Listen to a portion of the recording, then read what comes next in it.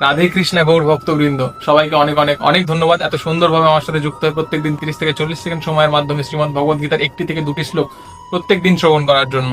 আজকে আমরা শুরু করতে চলেছি শ্রীমদ্ ভগবদ গীতার 2য় অধ্যায়ের 37 এবং 38তম শ্লোক। তবে শ্লোকটি শুরু করার আগে আগের দিন অব্দি আমরা দেখে নিয়েছিলাম শ্রীকৃষ্ণ অর্জুনকে উপদেশ দিয়েছিলেন যে অর্জুন যদি এই যুদ্ধটি না করে বা এই যুদ্ধে যদি তিনি উপবিষ্ট না হন, তবে তার শত্রুরা তার সামর্থ্যের কথা নিয়ে তাকে নিন্দা করবে। তা এর থেকে নিন্দনীয় বা এর থেকে অপমানজনক অর্জুনের কাছে কি হতে পারে।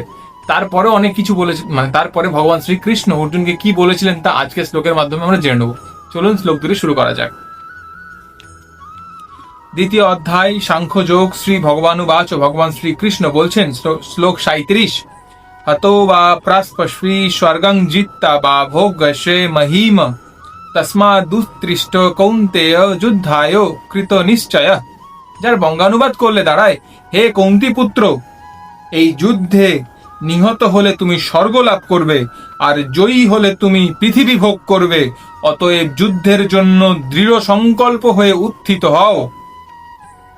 শ্লোক 38, ভগবান শ্রীকৃষ্ণ বলছেন, সুখ দুঃখে সমে কৃত্তা লাভা লাভৌ জয়া জয়ৌ তত যুদ্ধায় যুদ্ধবশ্য নৈব পাপম বাস অবস্মা পাস্পসি।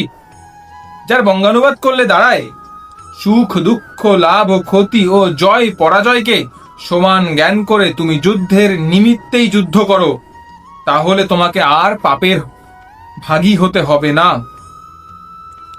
আজকের মতো এইটুকুই। আজকের শ্লোক দুটি ভালো লেগে থাকলে কমেন্টে অবশ্যই হরে কৃষ্ণা লিখবেন এবং আমার এই চ্যানেলটিকে অবশ্যই ফলো এবং সাবস্ক্রাইব করবেন।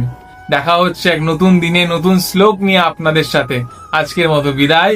হরে কৃষ্ণা।